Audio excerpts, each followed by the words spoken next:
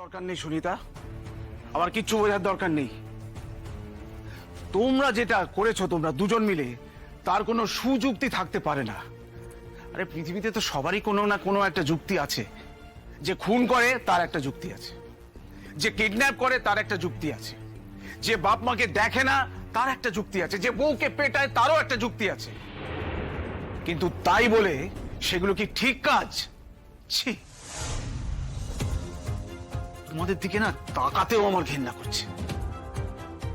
আর তুমি সুনিতা, তুমি তোর মা, কোথায় তুমি ওকে বোঝাবে, ঠিক পথে আনবে, তা না করে তুমি ও সঙ্গ দিলে। মেয়েকে সুপথে না আনতে পারো, অন্তত কুকর্মের সঙ্গী তো নাও হতে পারতে। অনুভব আমার হাজবেন্ড বাবা, দিনের পর দিন ও লাজুর সাথে একটা পরকীয়া সম্পর্কে রয়েছে, ওর সাথে প্রেম করে বেড়াচ্ছে। সেটা অন্যায় নয়, সেটা অপরাধের নয়। ওরা যে প্রেম করছে তার কোনো প্রমাণ আছে তোর কাছে? প্রমাণ থাকলে তুই আমাকে দেখা সেই প্রমাণ। আর যদি ওদের মধ্যে একটা সম্পর্ক থেকেও থাকে, তুই এই পথটা বেছে নিলি ওকে কাছে পাওয়ার জন্যে?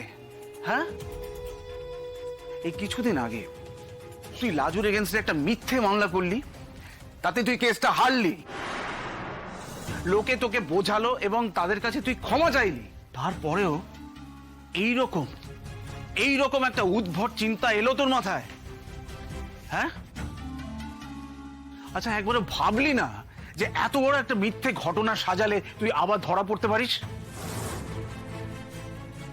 আর এখন তুই আমাকে শেখাচ্ছিস যে তোর এই সব ক্রাইমের জন্য আমার একটা যুক্তি খুঁজে বার করা উচিত। এই তুই কি করে এত উঁচু গলায় কথা বলছিস বলতো বন্যা? মানে লাজ লজ্জা সব বিসর্জন দিয়েছিস। আর তুমিও কিন্তু একেবারে ধোয়া তুলসী পাতা নও।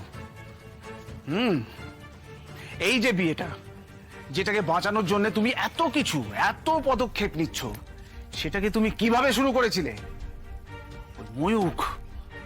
ওই ময়ূক নামে একটা লাফাঙ্গা লোফারের জন্য তুমি অনুভবকে ছেড়ে চলে গিয়েছিলে,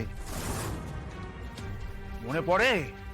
হ্যাঁ, তারপরেও কিন্তু ওরা তোমাকে ওদের বাড়িতে অ্যাকসেপ্ট করেছিল।